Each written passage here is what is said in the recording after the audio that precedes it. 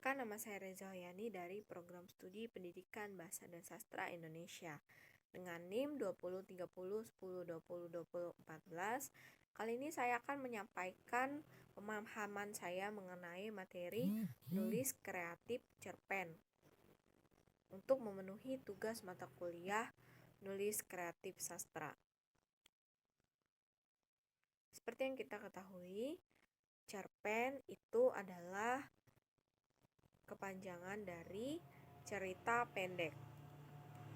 Cerpen ini memiliki sifat umum, yaitu pemusatan perhatian pada satu tokoh saja yang ditempatkan pada suatu situasi sehari-hari, tetapi yang ternyata menentukan itu adalah perubahan dalam perspektif, kesadaran baru, atau keputusan yang menentukan. Tamatnya cerpen ini seringkali tiba-tiba dan bersifat terbuka atau open ending. Dalam cerpen itu ada dialog, impian, flashback, dan sebagainya. Seringkali dipergunakan atau dari pengaruh film. Dalam cerpen ini juga digunakan bahasa yang sederhana tetapi sugestif. Itu adalah cerpen menurut Hartono dan B. Rahmanto tahun 1986-132. Membaca cerita pendek merupakan aktivitas komunikasi yang kompleks karena di dalamnya terdapat kegiatan yang menerjemahkan simbol untuk mengetahui isi yang tersurat ataupun yang tersirat di dalam cerpen yang ditulis oleh pengarang. Ada banyak pengertian cerpen yang dikemukakan oleh para ahli. Salah satunya menurut Suminto A. Sayuti tahun 2002 10 menyatakan bahwa cerpen ini menunjukkan kualitas yang bersifat compression atau pemadatan, concretization atau pemusatan, dan intensity atau pendalaman, yang semuanya berkaitan dengan panjang cerita dan kualitas struktural yang disyaratkan oleh panjang cerita. Adapun unsur-unsur yang ada di dalam peristiwa cerita pendek atau disebut juga alur atau plot, tokoh cerita atau karakter, tema cerita, suasana cerita, atau bisa disebut juga mood atau atmosfer cerita, latar cerita atau setting, sudut pandang cerita atau point of view, dan gaya atau style. Unsur-unsur intrinsik itu sebagai berikut. 1. Tema cerita. Tema ini dipandang sebagai arti atau dasar gagasan atau dasar umum sebuah karya. Tema menjadi unsur cerita yang memberikan makna dan kekuatan, sekaligus unsur pemersatu semua fakta dan sarana cerita. Selanjutnya adalah alur cerita. Sebuah cerpen menyajikan sebuah cerita kepada pembacanya. Alur cerita ialah peristiwa yang menjalin-jalin atau saling berhubungan berdasarkan urutan atau hubungan tertentu. Sebuah rangkaian peristiwa dapat terjalin didasarkan atas urutan waktu, urutan kejadian, atau hubungan sebab akibat. Yang selanjutnya adalah penokohan. Dalam pembicaraan sebuah cerita pendek sering digunakan istilah-istilah seperti tokoh atau penokohan, watak dan perwatakan, atau karakter dan karakterisasi secara bergantian dengan menunjuk pengertian yang hampir sama. Tokoh cerita ialah orang-orang yang ditampilkan dalam suatu karya naratif atau drama yang oleh pembaca ditafsirkan sebagai yang memiliki kualitas moral dan cenderung tertentu seperti yang diekspresikan dalam ucapan dan apa yang dilakukan dalam tindakan. Sedangkan penokohan ialah pelukisan atau gambaran yang jelas tentang seseorang yang ditampilkan dalam sebuah cerita. Dengan demikian, istilah penokohan lebih luas pengertiannya daripada tokoh atau perwatakan, sebab penokohan sekaligus mencakup masalah siapa tokoh cerita, bagaimana perwatakan, dan bagaimana penempatan dan pelukisannya dalam sebuah cerita, sehingga sanggup memberikan gambaran yang jelas kepada pembaca. Penokohan sekaligus menunjuk pada teknik perwujudan dan pengembangan tokoh dalam sebuah cerita. Yang selanjutnya adalah latar. Latar menurut Kenny dalam Sigo Hasdatui dan Soeharto tahun 2005-54 merupakan atmosfer karya sastra yang mendukung masalah, tema, alur, dan penokohan. Latar ini meliputi penggambaran geografis, termasuk topografi, pemandangan, perincian, perlengkapan dalam sebuah ruangan. Latar adalah segala keterangan, petunjuk, pengacuan yang berkaitan dengan waktu, ruang, dan suasana terjadinya peristiwa di dalam suatu karya. Unsur-unsur latar ini dapat dibedakan menjadi 3 unsur pokok, yaitu latar tempat. Latar tempat ini adalah latar yang mengacu kepada lokasi terjadinya peristiwa. Yang selanjutnya adalah latar waktu. Latar waktu ini biasa menyangkut dengan hal, yaitu kapan terjadinya peristiwa yang terjadi. Selanjutnya adalah latar sosial.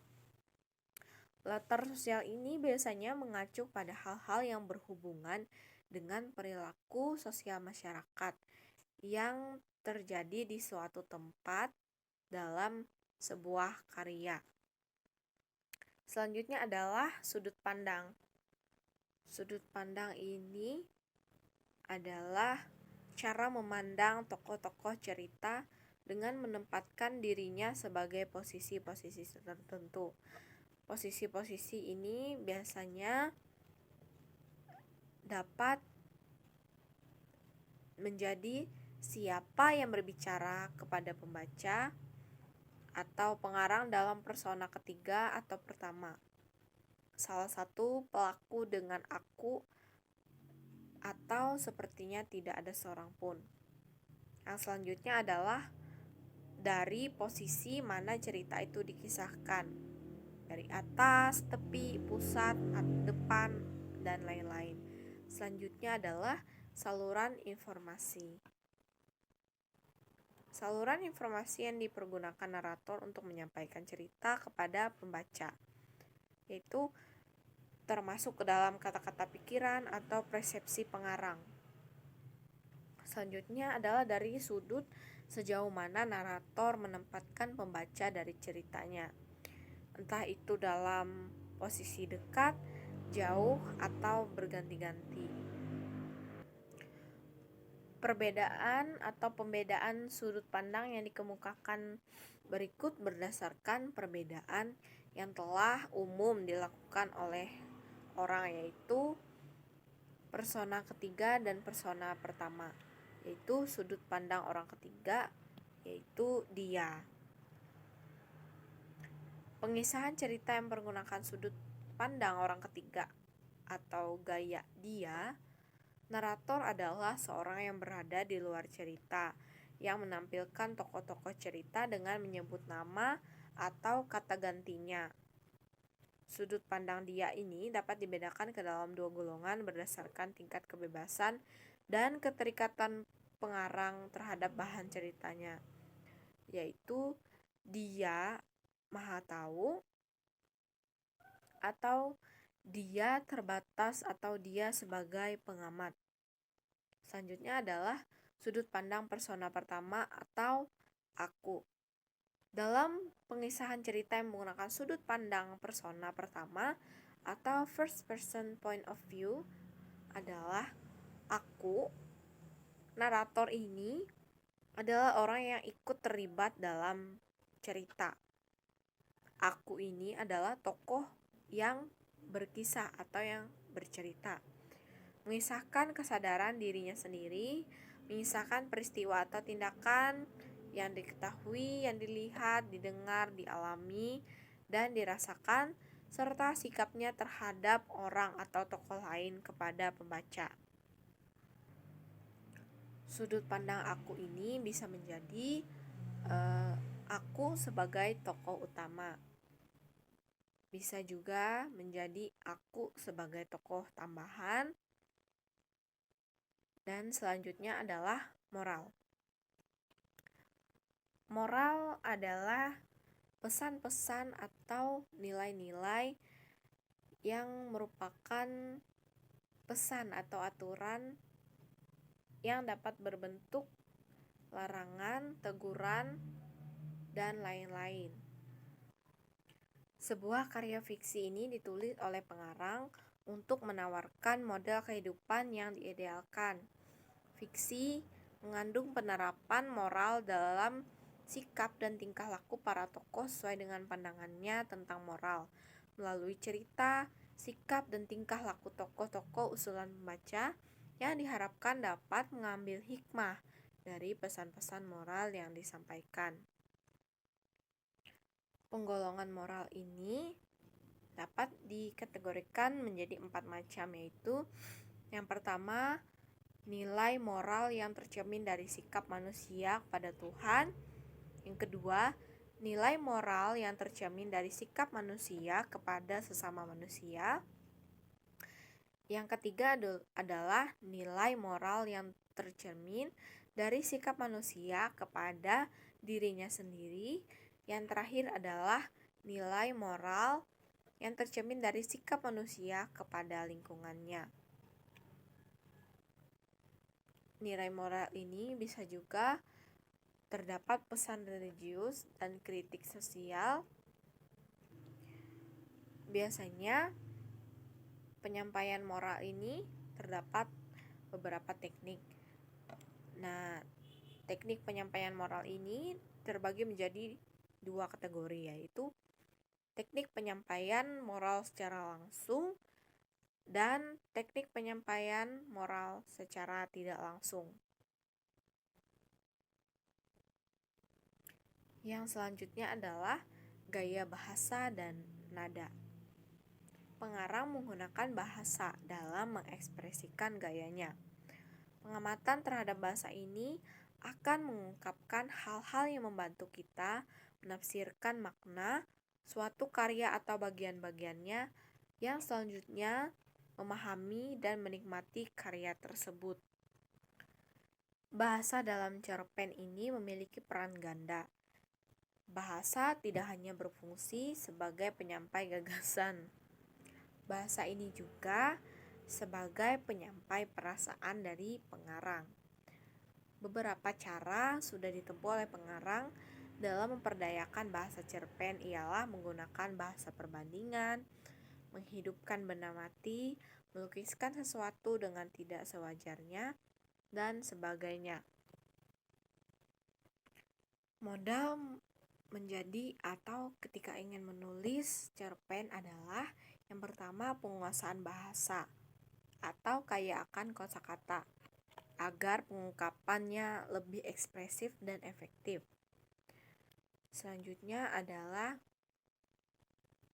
mencari sinonim atau antonim kata, mencari padanan kata, menghimpun kata-kata ekspresif, dan banyak-banyak membaca. Model pembelajaran menulis cerpen ini adalah 1. Teknik copy the master atau imajinasi. Pembelajaran menulis cerita pendek atau cerpen dapat dijadikan sebagai sarana untuk berimajinasi dan menuangkan pikiran. Selanjutnya adalah strategi 3M, yaitu meniru, mengolah, dan mengembangkan. Tahap strategi 3M ini mengacu kepada beberapa tahapan pembelajaran menulis pada penelitian-penelitian sebelumnya. Yang selanjutnya itu metode latihan terbimbing.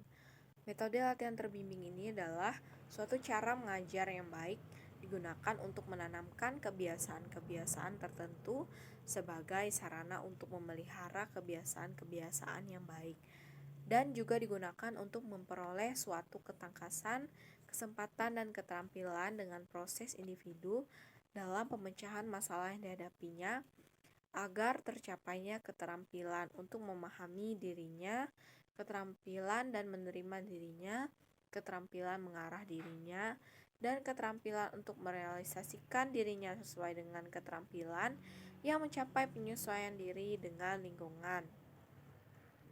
Selanjutnya adalah teknik latihan terbimbing berdasarkan ilustrasi tokoh idola. Teknik menulis cerpen dengan latihan terbimbing berdasarkan ilustrasi tokoh idola ini adalah merupakan penelitian yang diartikan sebagai menulis cerpen berdasarkan kisah nyata yang berupa pengalaman orang lain.